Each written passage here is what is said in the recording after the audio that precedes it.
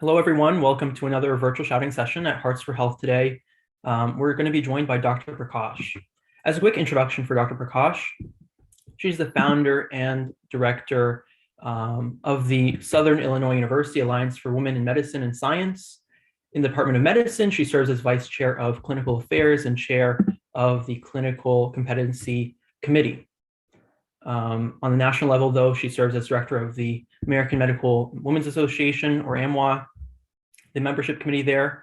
And before joining SIU School of Medicine, she served as an infectious disease specialist in the United States Air Force for 10 years on active duty status. So I also want to extend our appreciation for your dedicated service, Dr. Prakash. I'm excited to say that we're going to have her join us today to present over a few cases, her impactful career, and hear a lot of insight. So I'm very excited for this one. We haven't had infectious diseases yet, so it's definitely going to be a new field that we'll discover and explore today. Just a quick few reminders for our audience here, our students listening in. Towards the end of the session, if you're new to the format, we're going to have a Q&A. So in the YouTube chat from where you're listening in from, feel free to type in any questions you have for Dr. Prakash. And at the last 10 to 15 minutes of today's session, we're going to cover them during the Q&A time. Also, to stay updated with future shouting sessions, you can follow us on Instagram, where we post our upcoming announcements for future shouting sessions. You can also join our listserv, where we do the same, and we'll send out announcements for future shouting sessions. You can either do that by subscribing to our website at the bottom of each page, or you can email us at shadowing.h4h@gmail.com and ask to be added onto our listserv for more updates from Hearts for Health. I think that really wraps up all our reminders, introduction with Dr. Prakash, so feel free to take it away. Thank you very much for that kind introduction. I am so excited to be here and talk about my journey. I am going to share my screen. And I do want to start with some cases because I want to give you an idea of what my day-to-day life is like as an infectious diseases doctor. So Michael, if you could just monitor the chat and let me know what people have to say. So this is the first case, and this picture is not from an actual patient of mine. This is from the CDC. So this is an 18-year-old high school wrestling team, came in with a 2-day history of a spider bite on the left hip. It's warm and tender to touch, actually draining pus. And his temperature is low grade, doesn't quite have what we call a fever, which is generally 100.4 or above, but it's 99 degrees Fahrenheit. His heart rate is mildly elevated at 90. The rate of breathing is normal, and his blood pressure is normal as well. And if you look at the left hip, it has a moderate amount of edema or swelling and is extremely tender to palpation. And there's an indurated or woody hard area with fluctuance or fluid filled, and you notice some purulent or pus-like drainage. So any thoughts about this case? What do you think is going on with this 18-year-old patient who's on the wrestling team?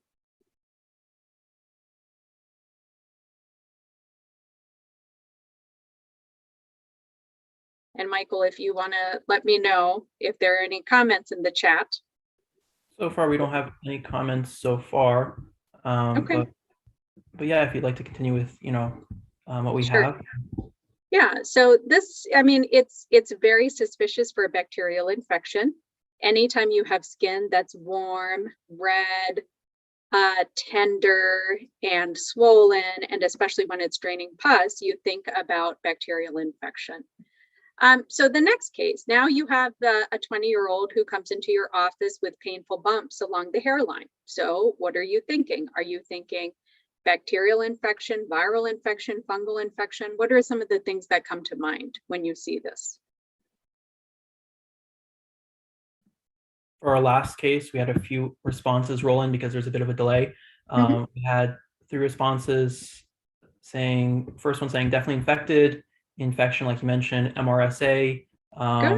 Good. Another one listed the symptoms being redness, swelling, pain, so it's probably infection, but that was for the previous case. How about for this one? Any thoughts about this one? Anybody think this one's an infection? So we'll move on. Now you have a 40-year-old who goes to the company picnic and eats a lot of food, including potato salad, pastries, and cold cuts. and within 4 hours develops nausea, vomiting, and diarrhea, which goes away on its own within 24 hours. So thoughts about this case? Bacterial, viral, what's going on here? So we'll keep moving through the cases. So now you have a 54-year-old with diabetes who has this open ulcer on the bottom of the foot that's been going on for the past few weeks. And the patient gets an MRI, which shows osteomyelitis, which is infection of the bone. And our foot doctors, our podiatrist, performs a debridement or cleaning out of the area and a biopsy of the bone. And it grows what we call gram-positive cocci in clusters. So for anybody with microbiology background, it's really what the bacteria looks like under the microscope. So any idea for our micro people what the pathogen is? So clearly this is infected. It's a bacterial infection. Who can tell me what you think the pathogen is if it's gram-positive cocci in clusters?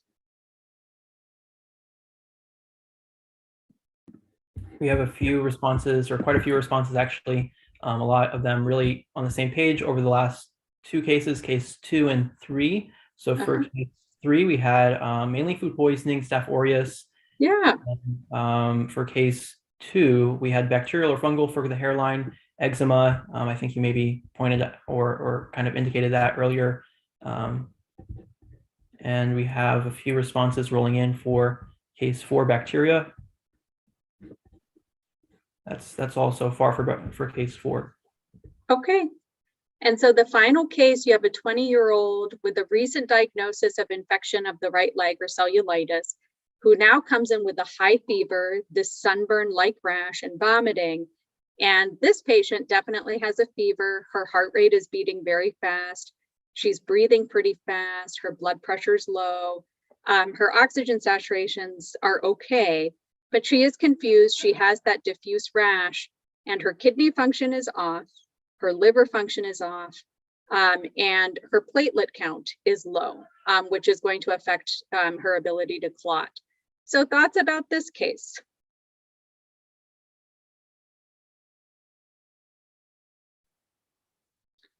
So in the interest of time, I'm going to put all of these together, and there's one unifying diagnosis, and I've already heard the pathogen mentioned. So somebody mentioned Staph aureus, methicillin-resistant Staph aureus. And so the unifying diagnosis that connects all of these cases is Staph aureus. This is a purulent cellulitis or an abscess due to Staph aureus. This is folliculitis, which is commonly caused by Staph aureus. Osteomyelitis or infection of the bone. The top pathogen for this is Staph aureus. Food poisoning, especially one that occurs from eating, potato salad, and different types of pastries and cold cuts, that occurs within 4 hours. So a very short incubation period and presents with vomiting primarily, plus or minus diarrhea, is foodborne due to Staph aureus. And this is a patient with toxic shock syndrome due to Staph aureus. And this gives you an idea of the different types of patients that I see, whether it's in my clinic or on an inpatient basis. And I just find all of this very fascinating, and it's a very rewarding and fulfilling career for me. So my question that I get asked is, well, how did this all start? Did you know you wanted to be a doctor, and especially an infectious diseases doctor, when you were in college? And so I grew up in Cincinnati, Ohio, and I went to the Ohio State University, still recovering from the loss with the Bengals loss over Super Bowl weekend. So just bear with me. But, I went to the Ohio State University, and my passion really was for both medicine. I knew in high school that I wanted to be a doctor, but I also loved to read and write. And my fear when I started college was, well, if I want to be a doctor, I'm going to have to give that up. I'm going to have to be a biology or chemistry or biochem major, and I'm not going to have any time to read. And when I attended the orientation, there was a very dynamic faculty member who was speaking to us. We were all bright-eyed freshmen in in our first year at The Ohio State University. And he said, you don't have to be a science major to be pre-med and to be a good doctor. You have to take the pre-med courses and do well in them, but you can major in what you want. And in fact, if you choose a major in the humanities, it actually sets you apart because your application is in the handful of humanities majors versus the whole stack that they have of the biology, biochem, and chemistry majors. So he said, A, there's nothing wrong with being a humanities major. It may actually give you an edge.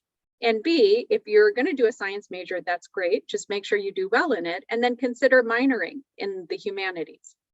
And what I did was I decided I'm not going to give up my passion for English literature. So I picked a major of English. I was an English major in the College of Arts and Sciences. And with that English major, I also took all of the obligatory prerequisite science courses and physics and math courses. So here I was learning organic chemistry. I was going to the lab. And then I was also a part of these riveting discussions about Light in August by William Faulkner and Shakespeare. And what an enriching experience. I really feel that my English major really contributed just as much, if not more, to my being a well-rounded doctor than the science classes I took, because it helped me relate better to people and especially with patients. So I can't emphasize how important the humanities are, and I can't recommend it enough to either major in one of the humanities or minor in it. And I think it's also important, if you want to get into medical school, try and find time to volunteer. And it doesn't have to be a ton. You don't have to go overboard, but what I would do is on weekends, like a Saturday morning or, a Sunday afternoon, I would go to the hospital and volunteer. And it was pretty easy. They're always seeking volunteers. And I had direct patient contact that way, which was really fun. And I looked around for research opportunities. I looked on cork boards. I asked around to different professors to see if they were seeking, assistance in the lab or whatnot. And I was lucky enough to find a great mentor who hooked me up with his research assistant, and I was able to participate in a lab. And all of those went on my CV, and the volunteer experience with a little bit of research, my English major, and having done well in my pre-med classes, I think maybe made me a strong candidate for medical school. So then this takes me to the Air Force. And, as Michael shared, I am a veteran of the Air Force. So how did that happen? I had two uncles that I'm showing here. These are younger pictures of them when they were in the military, who were very involved in the Indian Army. This uncle was a colonel, full colonel, and this uncle actually was a brigadier general and director of armaments in the Indian military. So as I was finishing college and looking into medical school, interestingly, they both told me, boy, we really need somebody to carry on the family tradition. And what an honor if you could join the military. And things just sort of fell into place. Within a week, I got a flyer in the mail about the HPSP program, or Health Profession Scholars Program. And I met with the recruiter who explained that the military, or in this case, the Air Force, would pay for 4 years of medical school. And in return, you would have to serve in a military, once you were done with your training, you would serve in a military hospital for that amount of time. So if they paid for 4 years, you pay back 4 years. And so I thought, boy, I am very proud to be an American. My parents and we came over here as immigrants. And I was deeply grateful to the country that had given us so much. It also would have been an honor to carry on the family tradition for my uncles. And so, really everything on this slide captures the reasons why I joined the HPSP program in the Air Force. And I would advise you, if you're considering a program like this, don't just go into it because of the scholarship money. It has to be rooted in something much deeper than that. And so I joined the Air Force, and, through the HPSP program, I did join the University of Cincinnati College of Medicine, and it was nice because I, didn't have any debt. They paid for all 4 years of medical school. I even got a stipend every month. And a lot of people ask me, well, didn't you struggle in medical school? You were an English major. Didn't you struggle? Absolutely not. I was on par with my other classmates. I did not struggle. So my point is that as long as you take those foundational courses in the pre-med curriculum and do well in them, you will be fine for medical school, whether you pick a science major or not. So I loved every bit of medical school. The way that my medical school was structured was it was 4 years. The first 2 years I was in a classroom, and it's interesting how they set it up. So the first year I learned how the body works, and the second year I learned all the things that can go wrong with the body. So the pathophysiology of things. And then third and fourth year, I was in the clinical arena, and I really thought I was going to be a neurologist all along. One of my first rotations was neurology, and I thought, I love this. And then I did internal medicine, and there was no turning back. I loved it so much. I connected with the team. I connected with the patients, especially those with infections. And I realized I want to be an internist. I want to do internal medicine. So the way the HPSP program works is that you can go wherever you want for medical school, but for residency and higher fellowship training, you really are likely going to be training in a military hospital. And so this is what took me to this top left corner was the Wilford Hall Medical Center. It was a high level hospital. And I did most of my rotations there as a resident for 3 years. Wilford Hall still exists, but it's more of an ambulatory clinic now. Anymore, most of our trainees are training at Brooke Army Medical Center.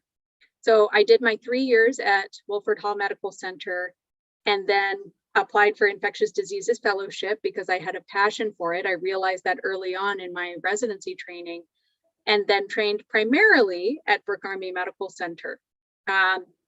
And I really had the privilege of caring for our soldiers, especially those who had been deployed. A lot of them had battle wound infections. So I, had the privilege of taking care of them and helping them with their infections. So internal medicine, infectious disease. And then, like I said, I owed at least 4 years back to the military. So through a match process, I went to Wright-Patterson Medical Center, Wright-Patterson Air Force Base in Dayton, Ohio. And I loved it so much, I actually spent 5 years there, not 4, and then made the decision. My husband was Air Force too, and we had small children, and we decided, made the personal decision. We loved the military, we were grateful, but it was time for us to get out. And so in 2014, we joined Southern Illinois University School of Medicine here in Springfield, Illinois, and we've been here ever since. And like Michael shared, I wear a number of hats. I'm an infectious diseases physician first and foremost. I started the Alliance for Women in Medicine and Science, which is geared towards promoting gender equity and making sure women are appropriately represented in leadership positions, that we're getting promoted, that we're getting the resources to ensure our success. And I'm vice chair of clinical operations now, but I just got selected to serve as the institution's chief medical officer and associate dean of clinical affairs and population health. And so it's really exciting. I will be honest, it's also intimidating a little bit because it's a really big job, because it's for the whole institution. But I'm grateful for my journey and every one of my teachers that made it possible, from my elementary school teachers to my high school teachers to my professors in college and medical school, residency, fellowship. I'm just grateful to all of them and my colleagues who really prepared me for this role. And so I've been very, very gratified and very fulfilled here. And then I finally want to end with my family. So these are my boys. They're actually much older than this. They're actually 10 and 12, but these are pictures of them when they were very little. This is my older one, Eric, my little one, Ethan, and here's a family pic of us it's interesting. People ask me, well, why don't you share pictures of them now? Why do you always share pictures of them when they're little? And it's interesting, you know, work-life balance is something you hear about all the time. Not just with women physicians, you know, physicians of all genders struggle with work-life integration. And so through this journey, I've had mommy guilt. And so I always look back to these times and I always question, did I spend enough time with them? You know? And so I'm thinking subconsciously, that's why I just share pictures of them when they're this little, instead of current pictures. So in any case, that's really, that captures my journey. I did write a book. It's a self-published book.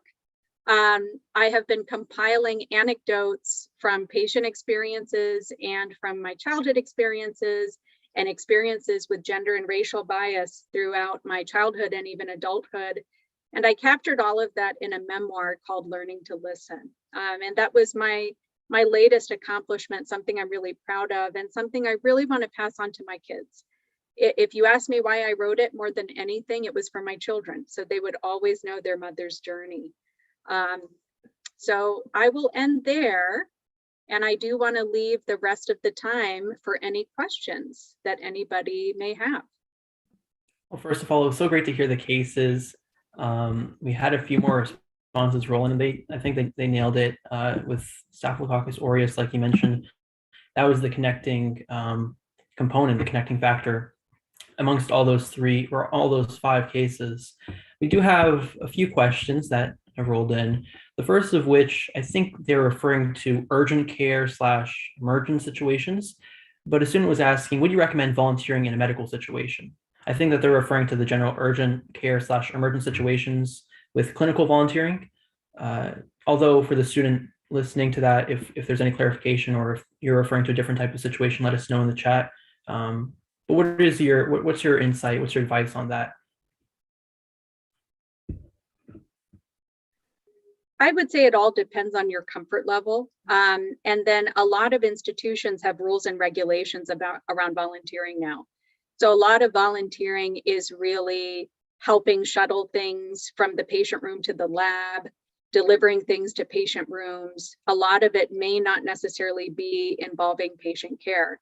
But if you are fortunate enough to be involved in patient care, there are limits to what a student volunteer can do. So I would say just because of legal regulations and those policies, you know, it's really important to set boundaries. And the good news is that most institutions will set those boundaries for you. So I don't ever remember as a medical student being expected to jump into a code situation or take care of any urgent patient needs. So they're really, those rules and regs are really designed to protect you as a student. Mm-hmm. Yeah, and these days with clinical volunteering, especially in the beginning of the pandemic, a lot of students struggled with finding clinical volunteering because the program shut down. A lot of times it was for like comfort of patients and it was not necessarily deemed necessary. So that's something that some people will struggle with, but hopefully as things hopefully alleviate and die down, we'll be able to dive further into clinical volunteering and not have that as much of a worry. For our next question, I think this is a pretty good question. You alluded to this a little earlier in your presentation. With all of those responsibilities that you carry, the multiple hats that you have at SIU, do you have enough time for yourself in terms of the work-life balance? Yeah, so here's my response. You have to make time for yourself. So here's the thing. If something is a priority, you'll make time for it. If you don't consider yourself a priority, you're not going to make time for yourself. And so what I do is, no matter how late it is, I go down to our basement and I walk on the treadmill and I listen to music. And even if it's for 20 minutes, it's my time. My husband and my kids know that they're not going to bother me during that time. And it's something that's private and something that gives me a lot of happiness. And so you have to pick whatever that is for you, whether it's going for a run in your neighborhood, whether it's working out at the gym, if it's reading a book, or whatever your hobby is, you have to make time for it. It has to be a priority. Absolutely. Recovery sometimes isn't necessarily a waste of time. It helps you bounce back and multiply your productivity later on. So definitely another few questions specifically to your experience in the Air Force. What time frame of college did you realize you wanted to go into the Air Force? So like what point in the journey with college did you hear about the Air Force or the HPSP Scholarship and decide to go on to the Air Force? Yeah, sure.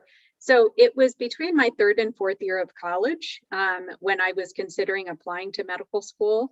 That's when those conversations, my uncles initiated those discussions with me, and then I got the flyer in the mail. So it was around that time between third and fourth year of college that I made the decision to join the Air Force. Another question going back to the volunteering side of things, what kind of volunteering would you recommend for immunosuppressed students? Yeah. I think being transparent when you do volunteer about your immunosuppressed status will help whoever the coordinator is at the hospital make sure that they don't assign you to high-risk floors or to high-risk patients.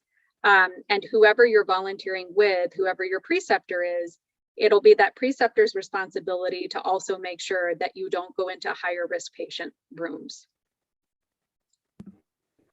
Also, to kind of tag along with this, in terms of non-medically related volunteering experiences, there's a divide on the application between clinical volunteering, non-clinical volunteering, and also paid employment for both.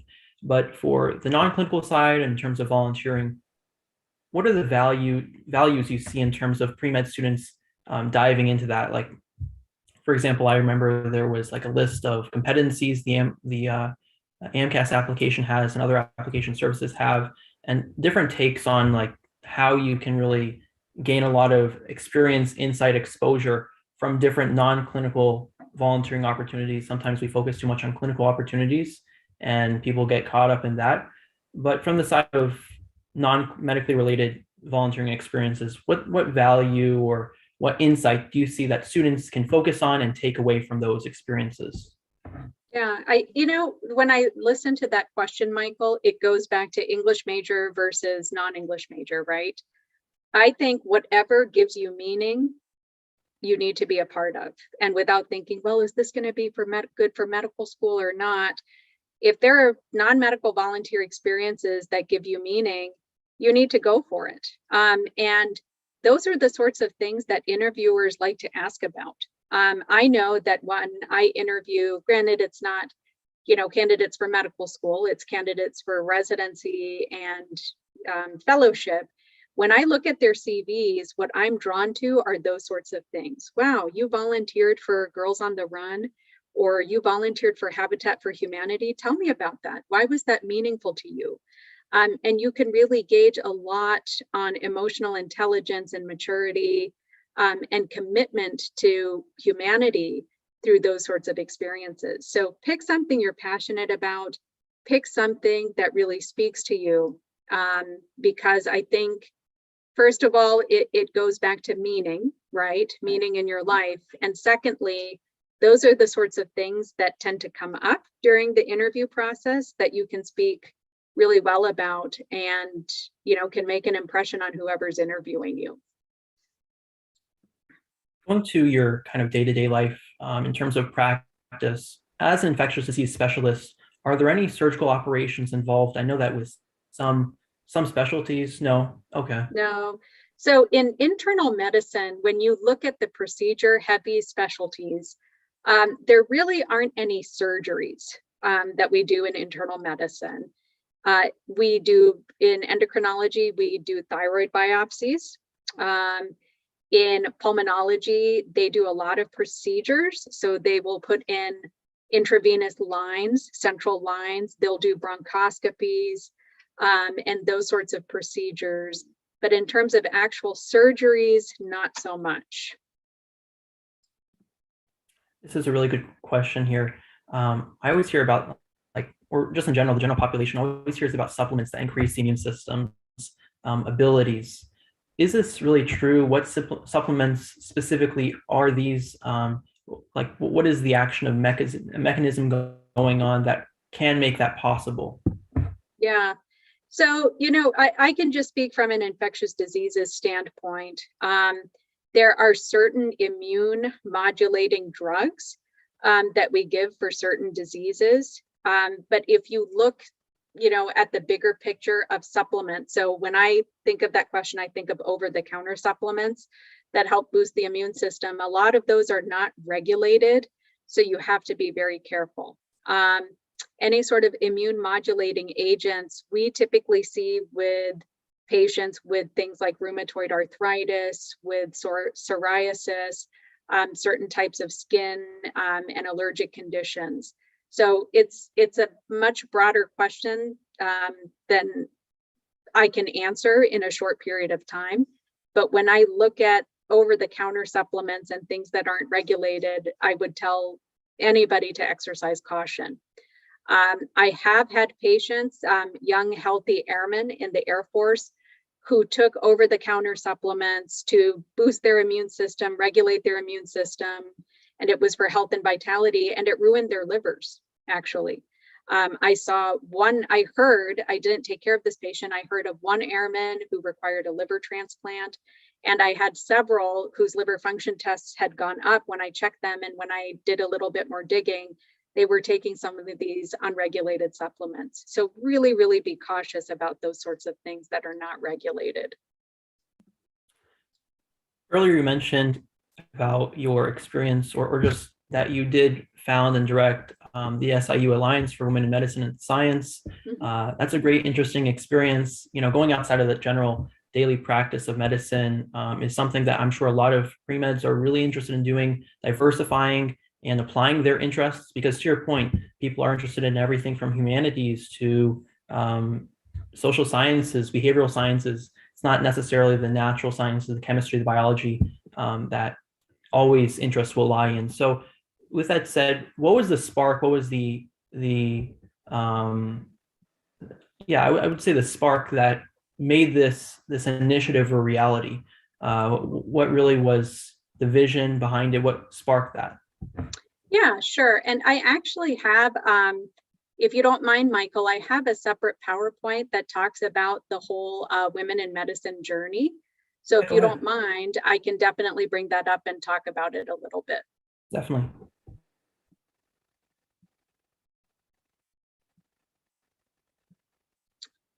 Okay, so AWIMS, or the Alliance for Women in Medicine and Science. So this started as Women in Medicine in our internal medicine department.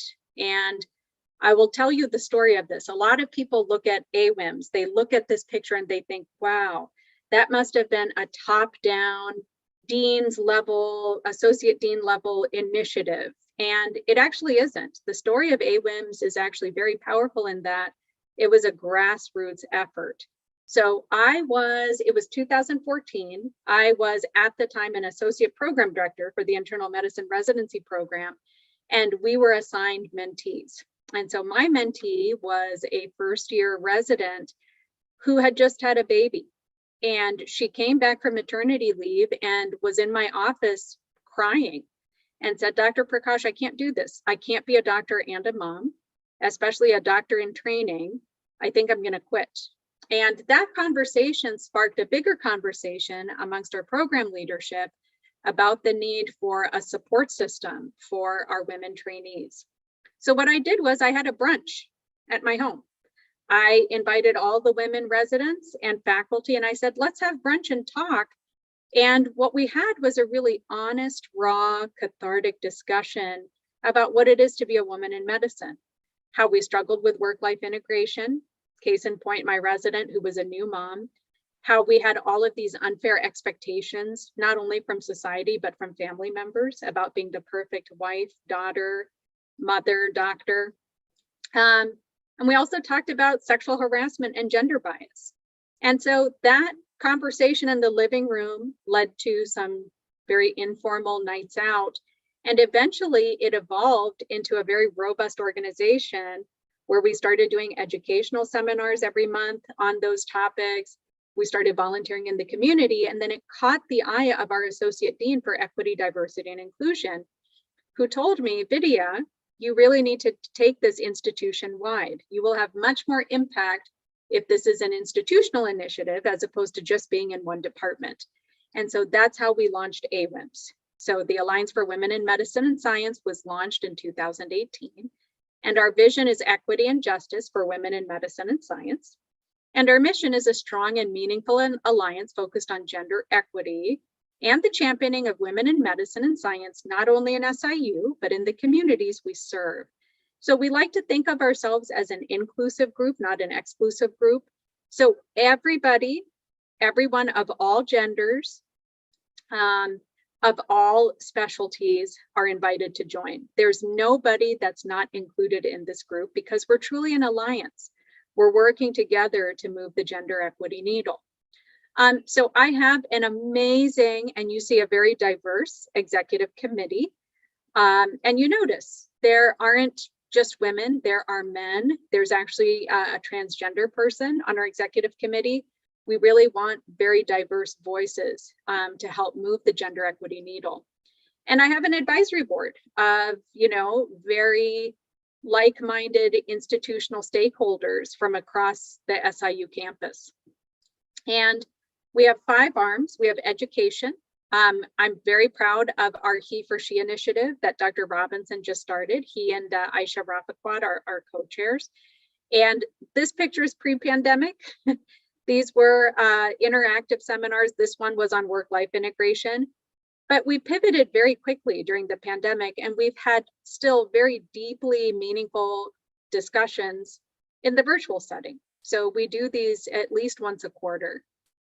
We have a research arm. We actually got a grant from the American Medical Association to start a research initiative where we link each of 13 principal investigators with senior researchers at our institution to help them start a research project and take it to the national level, either in the form of publication or presentations. And we have journal clubs once a month where we talk about things like gender equity, racism, and the list goes on. Community engagement during the pandemic. AWIMS did a lot with helping to test patients with suspected COVID. We cook meals for our homeless population, and we do a lot with Habitat for Humanity. So this is something I'm especially proud of because not every woman in medicine group has a community engagement arm, but we do. We're deeply, deeply committed to our community.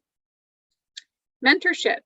We have a whole lineup of mentors at our institution that anybody can access and contact if they're looking into mentorship. So really, really great mentorship arm. And then we have a wellness arm. So we have a wellness room where this was more pre-pandemic. People could come there, talk to one another, relax. There's even a yoga nook in the corner of it. So it's just a quiet space to get away from things. And we, pre-pandemic, we had retreats on things like trauma and mindfulness. And we've had several virtual town halls where we have talked about what we're going through during the pandemic and a lot of our fears. This is our promotion and tenure. So, women, if you look at the data, we lag behind our male counterparts in promotion and tenure. So you start out in academic medicine as an assistant professor, then you move to associate and full professor. Women and men are neck and neck at the assistant level, but by the time they get to professor, they drop off. So we looked at the data and we went to our department chairs. And, this shows what happened with the intervention where the purple line is women and the black line is men. Women, after we took the list of people who were languishing at the same rank for 7 years and took them to the department chairs and asked how we could help them get promoted, you saw a steep rise in women moving from assistant to associate professor, but especially associate to full professor. 2019 to 2020 marked the highest year that we had women promoted to professor in the history of the School of Medicine. So it just goes to show that where there's a will, there's a way. If you have enough committed people who are going to look at the data and engage in meaningful discussion, change is possible. We have professional development conferences. This is once a year. Obviously, these pictures are pre-pandemic. We've been virtual the last several years. And we invite renowned speakers to talk about things like gender equity, work-life integration, intersectionality is our upcoming conference. And we have a newsletter that we put out quarterly. And again, I'm very proud of the diverse editorial board that we have. And then finally, we've been recognized. We were the 2020 one of the Inspiring Affinity Group Awards by the Insight into Diversity magazine. And we were also recognized by the NIH through an honorable mention for the prize for enhancing faculty gender diversity. And so I'll end with, Liberian peace activist Lima Gobawi's quote, which always resonates with me, especially when it comes to equity work, which is, "You can never leave footprints that last if you're always walking on tiptoe." So, I'm channeling Brene Brown, who says that, you can use, what is it that she says? You can have courage, or you can somebody help me? It's not complacency. It's either courage or complacency, but you can't have both, right? And so it really takes courage to leave footprints, to not walk on tiptoe. But I will tell you that change is not possible if you're always walking on tiptoe. You have to be willing to make a splash. You have to be willing to speak up in order to affect any sort of change. So I'm going to stop sharing, and that's going to bug me now. I'm going to look up that Brene Brown quote. Well, it was great to see also that added in. Thank you so much for sharing that presentation. Very, very helpful resource. You mentioned the mentorship initiative over there. For our students who might be interested in joining in on that, how can they connect with the mentors over there? Yeah, and it's courage versus comfort. That's the Brene Brown quote. You can have courage or you can have comfort, but you can't have both. So the mentorship program, we have a central hub where we house our spreadsheet. And it's through the intranet, and it's a shared space for anybody in our institution. And when they go to our mentorship site, they pull up a spreadsheet. And the spreadsheet has all of the names of the mentors. But what I love about it is that it has their name, their contact information, and their areas of interest on a scale of 1 to 5. So for me, in my number 1, it may be work-life integration. And then number 2 is research. And then number 3 is sponsorship, which is, elevating somebody to be on a committee or a speaking engagement. And so, you can look at any mentor and you can see what their area of interest is.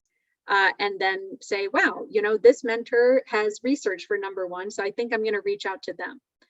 And, what I like about it is that it's open to everybody. We don't say it's just for women. It's not just for doctors. It's for anybody seeking mentorship. And what I also find empowering about it is that there are lots of other groups who have been inspired by this, who plan on doing the same thing. So we have a civil service council and a lot of non-physician staff who require mentorship, who maybe would like mentorship from people in their own career pathway as opposed to a group of physicians. And so they're going to be starting their own process, which I find really empowering. We have a few more questions rolling in. And actually someone got the quote too: we can choose courage or we can choose comfort, but we can't have both. I think you also said the same earlier. Mm-hmm. So a few questions as we wrap up with the last 15 minutes of the hour. Mm-hmm. First, with your training in the Air Force. So students asking, was there any additional training you had to go through due to being in the Air Force, specifically the physical training involved, such as basic training? Yeah. So for the Air Force, if you're HPSP, it's called COT, or Commissioned Officers Training, because you start as a second lieutenant if you're joining the Medical Corps. And what I did was the summer before medical school started, so right between college and medical school, I went to Montgomery, Alabama, and for a couple of months did commissioned officers training, and it was intense. It's not designed to be easy. It's actually very intense. We would wake up at 4 o'clock in the morning. We would do our physical fitness activity, which included running, sit-ups, push-ups. We would have many, many hours of classroom training where you learned about the history of the Air Force, and you learned about sort of all of the intricacies of being in the Air Force. And then, you would break for a meal, you would go back to classroom, and they actually split the bigger group up into numerous flights. And my flight was actually called Foxtrot. And you would have the larger classroom instruction, and then you would break out into your flights where you would do a lot of team building activities. And then at one point during training, they had a field exercise where we were out in the woods for 2 or 3 nights, in tents, and doing a lot of the obstacle courses. And, they were just trying to really simulate an environment of being deployed, and what that would be like, and survival in the wilderness. And there was a physical fitness requirement, which I really struggled with. I never had issues with school. Where I struggled was on the field with running, sit-ups, and push-ups. But I write about this in my book. I had a deeply meaningful experience with my flight really coming to my rescue, and really helping me through that process. And I was able to eventually pass. But it was one of the hardest experiences of my life, but really one that gives me a lot of joy, because it showed me what I was capable of. Things that I thought, I'll never be able to do this, I'll never be able to pass this, I did, and it was really mind over matter. It was really harnessing my will and my courage to get through it. Another really interesting question about just the surrounding pandemic. So as an infectious disease specialist, I know that really things are, we can't necessarily predict things, but a student is asking, do you have an estimate for, they're asking how long it would take for COVID to quiet down, or when we can get close to normal, although I understand that probably will be hard to estimate when that can happen, because we've had previous thoughts maybe it will die down here or there after spikes, but maybe we can talk about what's going on right now. So what's the spike looking like with COVID? I think that we had the surge with the Omicron variant in January. Has that died down? And what do you think about the transmissibility versus the danger of it, like the mortality, I should say, of the variants? Yeah, so there's this perception that Omicron was somehow mild, and in some cases that's true. What we have to remember about Omicron is that it occurred during a time where we had more vaccinated people. So of course, in vaccinated people, it causes milder illness. What we can't fail to recognize is that in unvaccinated patients, it still caused very severe disease. We saw plenty of patients in the hospital and in the ICU with severe Omicron. And unfortunately, and not surprisingly, it was really in those who were not vaccinated. So sure, cases have come down. There are a lot of state governments that are starting to slowly lift mask regulations in those who are vaccinated, where the masks are still recommended, but not mandated in indoor settings. And I would say that that's fine as long as we're still emphasizing vaccination, right? Vaccination is probably the best way to not only avoid illness, but in particular, avoid severe illness.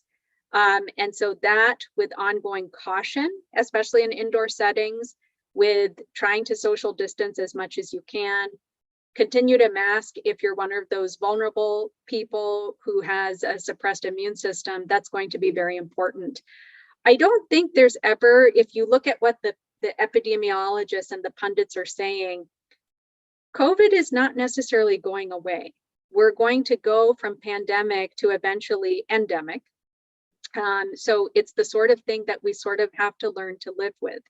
And it may get to a point where it's never on the level of the pandemic level, but I think it's always going to be around. I don't think there's going to be a miraculous eradication of it. We really just have to learn to live with it. Yeah, it's devastating to kind of see the numbers behind it, but knowing that we can have action is good to see. And yeah, that's I never even realized that point about how there's been more vaccinated a greater vaccinated population, that might be the reason why we just see milder cases all in all. I Right. know you thought about that. Thank you so much for that insight.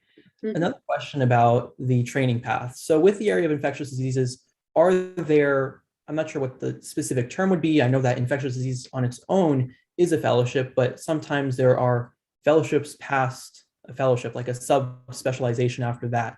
So like with cardiology, I know that cardiologists already go through fellowship, but they can specialize in electrophysiology studies or other different types of fellowship even afterwards.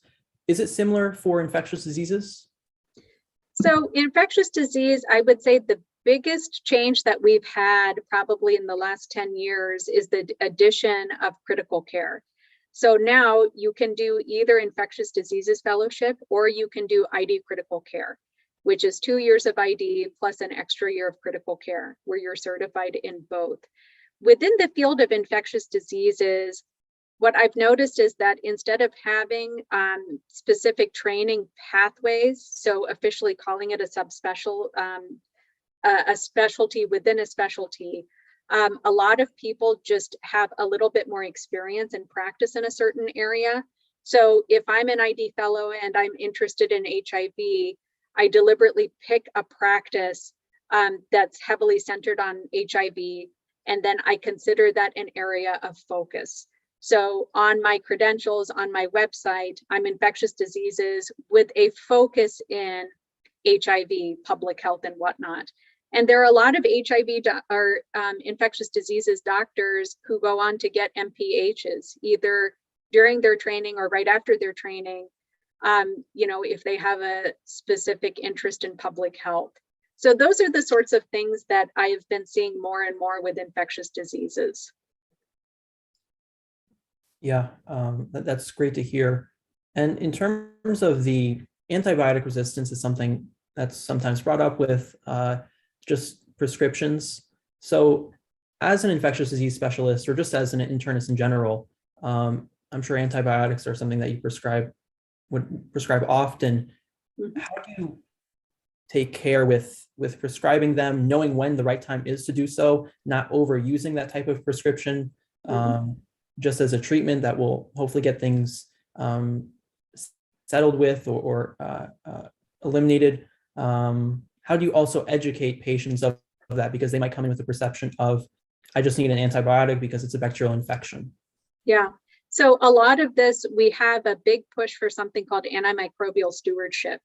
And every hospital should have a stewardship program. I think that's essential to operate alongside infection control. And the whole point of an antibiotic stewardship committee is it's usually a group of physicians and pharmacists who work together to be stewards of antibiotics in the hospital. So true to its name, they, the pharmacists especially, my experience with the pharmacists has been fantastic, where they go through every patient's antibiotic regimen. And they're mindful of, the broader antibiotics that patients are on and actively question, does this patient really need to be on such a broad drug? Is there any way we can narrow it? And really looking at those rates every single month, where they actually collect the data on how much is this particular antibiotic used. And if it's overused, do we have an opportunity to talk to the providers about it, about how, hey, for this infection, instead of using such a broad drug, maybe we should do a narrow drug. And it's actually also to a point where they restrict certain antibiotics. So the broadest antibiotics in the hospital cannot be used without the approval of an ID specialist. You have to have an infectious diseases doctor to say, yeah, this is indicated or it's not, in order to be able to use it. In terms of the setting you practice in, some specialties lean on outpatient, inpatient, they might go across both. What's the case for infectious diseases? Yeah, so my practice is a combination of both. I have a group of partners in an academic practice. We provide consultation at 2 500-bed hospitals, and we split up call. So in a month, I will take call for 5 days, so Monday through Friday, plus a weekend at one of the hospitals. And then in the midst of that week, I have a half-day continuity clinic every Wednesday afternoon. So I see my continuity patients, and those are patients with chronic lung disease, bone and joint diseases. I have a handful of HIV patients. And so those are my clinic patients that I see once a week. And we also have a travel clinic that we split up for anybody needing malaria prophylaxis, travel vaccines. We have that once a week. And we even opened up a multidisciplinary non-tuberculous mycobacteria clinic for patients with chronic lung infections due to non-tuberculous mycobacteria. We see those patients with our pulmonology colleagues so that they have the benefit of an ID specialist and a lung specialist to help give them the best care possible. So it is a combination of inpatient and outpatient care. In terms of fevers, personally, from what I've seen over, shadowing, when we hear someone has a fever, it often is gone to that they will have some type of infection. But I heard that this is not always the case. So for example, some drugs might be the cause of fever as a side effect. Can you elaborate more on other causes of fever aside from just infections? And when someone is coming in with a fever, but their cause isn't known, what do you usually do? What's the pathway of steps I usually follow to find that source or cause of fever? Yeah, so I think that's a good question. And as ID specialists, we are commonly consulted for fever where they're not really sure where it's coming from. And so of course, you do a full fever workup where you look for infectious causes of fever. So you check their blood to see if they have bloodstream infection. You check their lungs to make sure they don't have pneumonia. You check their urine to make sure it's not a UTI. You check all of their IV sites to make sure they haven't developed thrombophlebitis or infection of those sites. And if they're having diarrhea, you check their stool for infectious causes of diarrhea. Some patients, if they've been in the ICU long enough and they've been intubated through the nose, some of them can develop sinusitis or sinus infections. So you do a very thorough workup. And if it's not coming up positive for fever, then absolutely, non-infectious causes include drug fever. There are certain antibiotics actually that cause fever, where when we stop the antibiotics or switch the antibiotics, the fever goes away. Blood, certain hemorrhages, collections of blood in certain areas can cause fever. So there's also the big category of cancer. Sometimes you can have fever of malignancy. So somebody with established malignancy who's febrile around the clock and you haven't established a diagnosis, sometimes having the cancer in and of itself can cause fever. And then certain connective tissue diseases can cause fever as well. So there are lots of different categories and lots of different causes of fever other than infection. Blood clots is another one. Blood clot in the leg that breaks off and goes to the lungs, pulmonary embolus, that can cause fever too. I would like to just quickly end off the hour with a question over the application cycle being we're going through the HPSP Scholarship program. So for students interested, considering it, we do have a lot of these days with the internet with multiple forums, podcasts, even over pre-med resources, pre-health resources in general. I'm sure a lot of people have heard about advice around the MCAT GPA, but the HPSP Scholarship Program and some other pathways like that might not necessarily be as familiar to some students. So it would be really helpful if we had some insight over what you did to tackle that in terms of the application process, from what you heard from your colleagues, how it was different from the just normal AMCAS, civilian medical school application service. Could you give us some insight, advice over how you approached it? Yeah, so I got all of my HPSP knowledge from a local recruiter. I don't really remember there being a special service in my university for this. This was all through a recruiter that I applied through the HPSP program. And the process of applying to medical school was the same as anybody else applying for medical school. It was just that wherever I went to medical school, it was understood that the military was going to pay for it.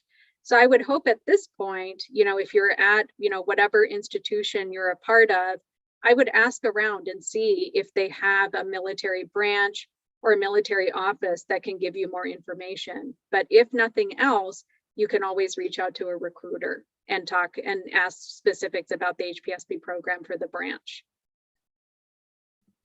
right, well, I think that's a good point to end off on for our session today. That wraps up today's session, everyone. For our shadowers, just a few things to wrap up. Being at the end of today's session, if you're new to this, we have a quiz where you can earn credit for your attendance. So you must pass this quiz to receive a certificate with at least 6 out of 10 questions answered correctly. We can access the quiz through either the quiz in the chat box, the link in the chat box that we just sent out, or you can go through our website under the virtual shadowing page, and we'll have a button, shadowing quiz for Dr. Prakash at that page on the website. The quiz will also be due next week at 11:59 Central Standard Time on this upcoming Wednesday, February 23rd. And after passing the quiz, your certificate will be sent to the inbox of the email address you listed on the quiz. Although if you don't find the certificate there, feel free to email us or check your spam folder. Either way works, and we'll be sure to promptly get that over to you. For next week, be sure to join us for Dr. Zutek on Thursday, February 24th at 7 p.m. Central. We'll be covering OB/GYN and a little about maybe medical admissions, I think, too. I think that really wraps up everything for today. So thank you so much, Dr. Prakash, for joining in. Also, I guess we can quickly shout out your book. You want to go through that quickly for those who might be interested? I know that you recently published. Yeah, it's called Learning to Listen, and it's on Amazon. Okay. Definitely be sure to give that a read. I'm sure it's very insightful. And I think that will wrap up today's shouting session. So I hope everyone has a great night.